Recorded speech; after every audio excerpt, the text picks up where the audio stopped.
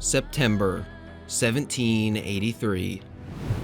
Representatives of the United States and Great Britain signed the Treaty of Paris, officially ending the war that had lasted over 8 years and had cost tens of thousands of lives, many from violent outbreaks of disease and smallpox. Not only had the war been physically hard on the young republic, but it had also led to economic devastation. Much of the infrastructure had been destroyed, and the British blockades had shattered colonial trade, crippling key port cities like Boston, New York, and Charleston. In order to fund the war, the Continental Congress had printed massive amounts of the new currency, which had subsequently seen massive inflation and was now essentially worthless. The government was also incredibly weak under the Articles of Confederation. Congress could not tax the nation, raise armies, or enforce trade and tariffs.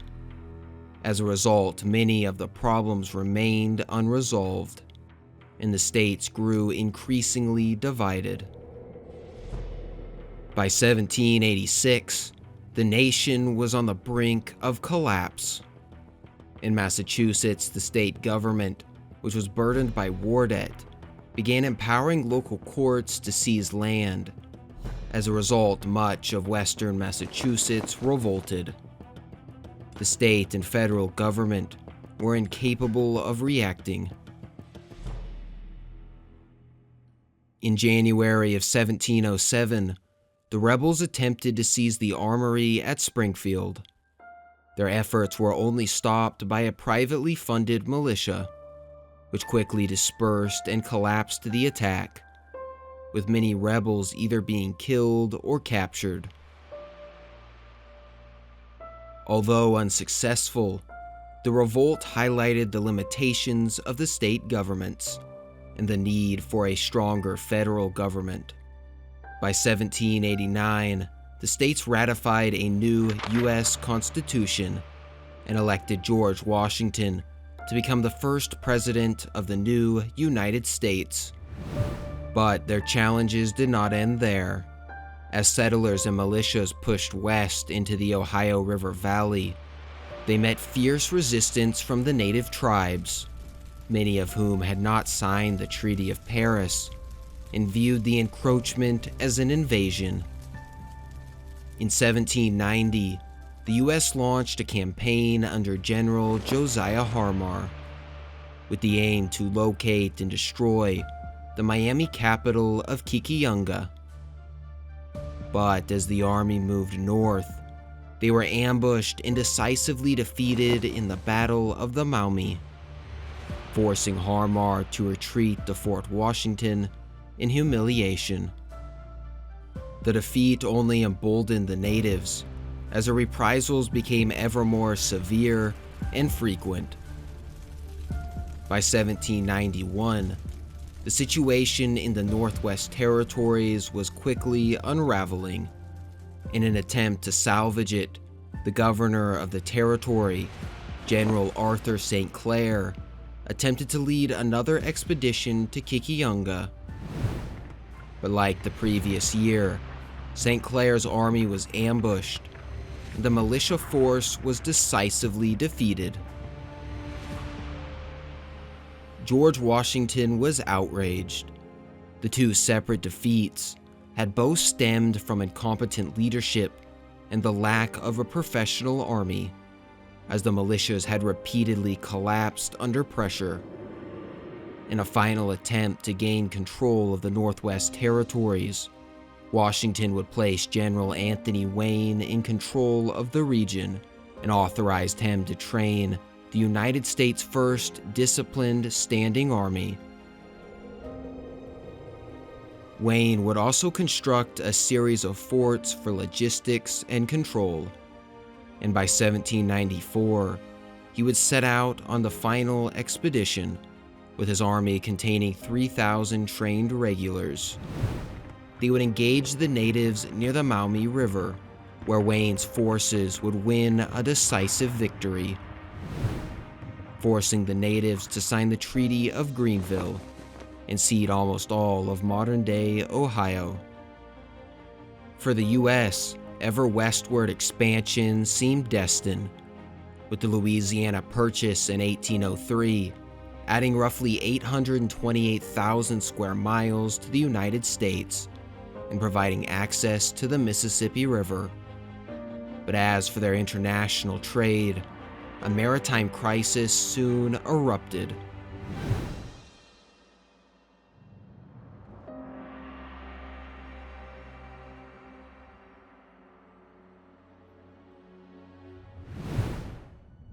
Europe was embroiled in the Napoleonic Wars. France would come to dominate much of mainland Europe, and after the Battle of Trafalgar in 1805, Britain would decisively rule the waves. In 1806, Britain would implement a blockade of France, hoping to deprive Napoleon's empire of much-needed resources and trade revenue. In response, France implemented the Continental System, forbidding foreign powers from trading in British ports. American ships soon became caught in the crossfire. Under the Berlin Decree of 1806 and Milan Decree of 1807, France began seizing dozens of U.S. ships. In 1807, Britain further reinforced its blockade by passing the Orders in Council, which required all neutral ships to first stop in a British port before trading in Europe. Any ship that failed to comply could be seized by the Royal Navy. Then, in 1807, it reached a breaking point. Just 10 miles off the coast of Virginia, the USS Chesapeake, on its way to join the American Mediterranean Squadron, was fired upon by the HMS Leopold, killing 4 American sailors and wounding 17. The American public was outraged. Jefferson, wanting to avoid war, instead aimed to issue his own embargo on Britain and France. Though Jefferson's actions were severely miscalculated. Instead of hurting the European economy and bringing them to the negotiation table, it instead tanked the American economy, causing massive amounts of smuggling and political backlash, forcing Jefferson to quickly abandon the plan. Between 1807 and 1812, Britain would seize roughly 900 American ships, and France would seize 500 ships.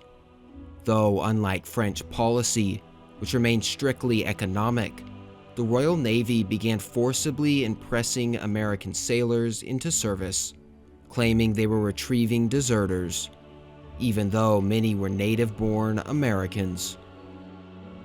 Ships were frequently stopped and searched by British vessels, which took an estimated 6,000 to 9,000 Americans, often by force.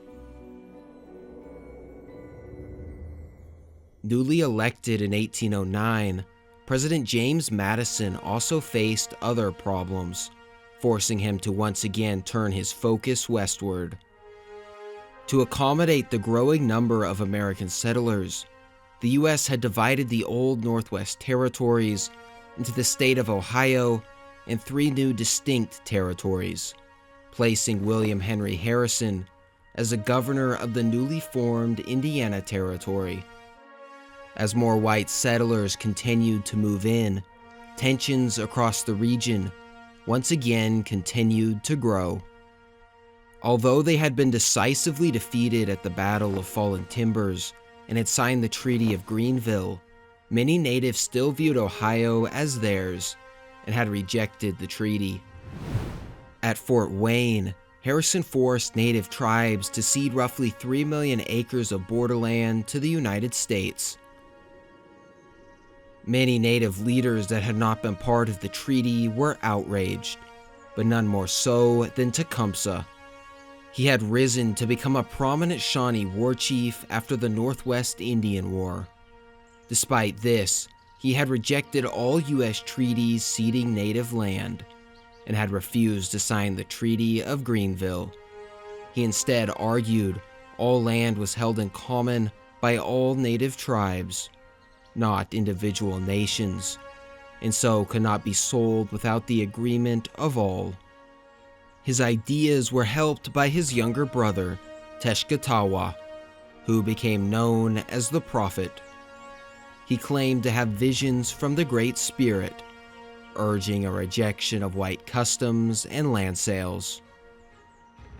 Tecumseh was able to embrace and militarize this movement, setting the stage for his multi-tribal confederation, which would span the Old Northwest.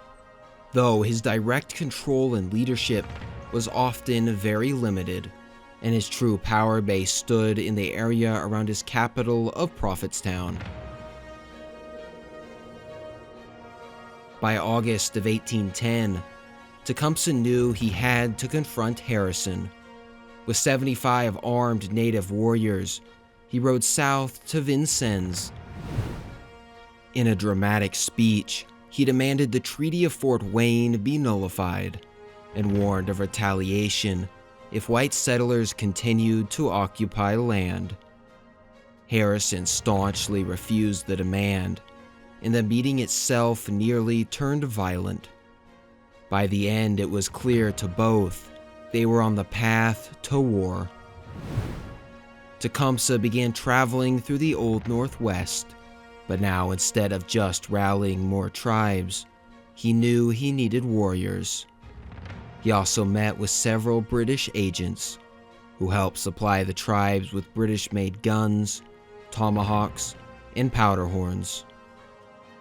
The British viewed American expansionism as a direct threat to their own North American empire, and saw the natives as a beneficial buffer zone between the two countries, though they often remained reserved in their support, careful not to be seen as directly provoking the United States, though to many Americans, their support is obvious. By 1811, the growing population of Prophetstown contained several hundred native warriors. To Harrison, it was a direct provocation, and he began preparing for military action. Tecumseh's situation was a difficult one. He had managed to unify most of the Old Northwest territories. Many of the tribes agree with him in idea, though many were reluctant to give actual military support, instead favoring to observe the situation to avoid joining a losing cause, meaning most have only provided words and little action. But his confederacy is limited in scale. The lands of the United States are vast and contain hundreds of native tribes, with many sharing a common enemy. Tecumseh first aimed to contact the more civilized southern tribes, hoping to spread his rhetoric abroad. He departed in the summer of 1811, leaving his brother in charge of Prophetstown and the army, with orders not to provoke conflict in his absence. Once Harrison learns of Tecumseh's departure, he knows the time to act is now. He immediately readies his 1,000-strong force, most being made up of militia, with around 250 professional infantrymen and around 90 mounted dragoons. He is under orders from the U.S. government to reach a peaceful solution.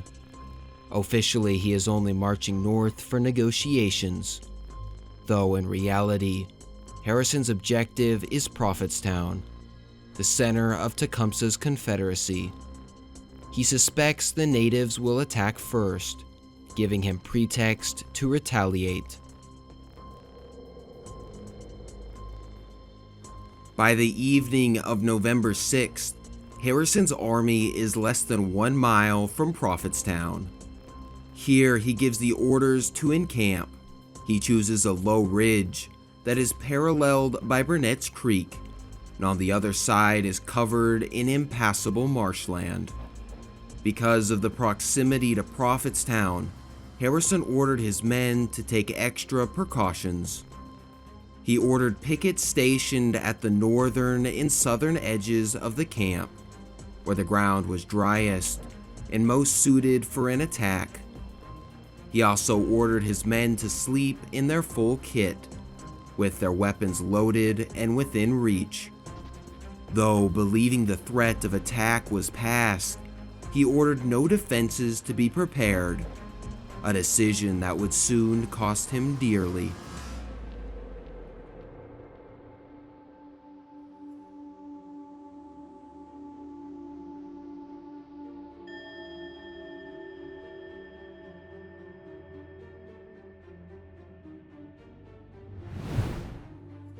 In the cold morning air of November 7th, Tenskwatawa had convinced the tribesmen to launch an attack, though it had not proved easy. With roughly half the force of the Americans, many of the warriors had wished to retreat, though the prophet claimed the attack could not fail, as he had seen a vision, one that would make the warriors invincible. The natives would attack from two directions, from the north and the south. By 4:30 a.m., they are in position. To the south, Harrison's sentries soon spot the warriors and open fire, though they are quickly overrun and massacred. Hearing the shots, Harrison's men are quickly aroused, and within minutes are in formation around the camp. Soon his right flank comes under heavy fire. Hundreds of native warriors dart from tree to tree, unleashing hundreds of musket balls at the American line. Dozens of men fall as the entire flank begins to teeter under the intense barrage. Harrison orders his Indiana militia to reinforce the line before ordering a counterattack, forcing the natives back off the ridge. As they are driven back, their initial assault slows, allowing Harrison time to further reinforce his line. On the left flank, he orders his dragoons to launch another attack, aiming to clear the woods to the left of the camp, but they had grossly underestimated their enemy. As the natives fall back through the woods, they are being led into a trap. The dragoons are soon surrounded and cut off. As shots soon crack from the undergrowth, they take heavy casualties and are quickly forced back. As the second native attack begins, the line once again comes under heavy fire.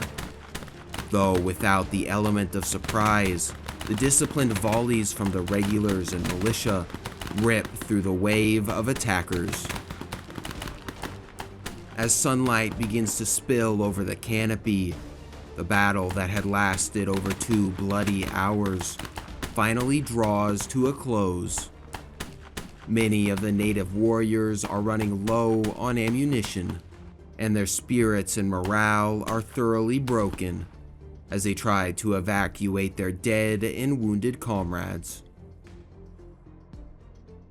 The Americans had decisively held, but at a cost. 37 are dead, and 25 mortally wounded. As they approach Prophetstown, they find it deserted. The warriors and families have fled. Harrison orders the settlement to be torched, burning their corn, beans, and months of food. For Tecumseh, it will prove a devastating setback and push him to seek British support. By most, Harrison's campaign is a resounding success, one that 29 years later will propel him to be the 9th President of the United States. But for now, the United States is still in crisis, Their overseas trade is significantly hampered by Britain's orders in council, and their impressment of US sailors is not only painful, but also directly infringes on their independence. That, coupled with their deliberate arming of native tribesmen, is all many Americans need for provocation. The ascension of new nationalist leaders in Congress, like Henry Clay and John Calhoun, demand that the United States go to war with Britain. To them, Canada is open for the taking. With the British still tied down in Europe, they only have about 5,000 regulars in all of Canada. James Madison is not hard to convince. On June 1st, he puts his message before Congress. On June 6th, it passes through the House. And on June 17th, through the Senate. Finally, on June 18th, 1812, Madison signed the official declaration of war against Great Britain.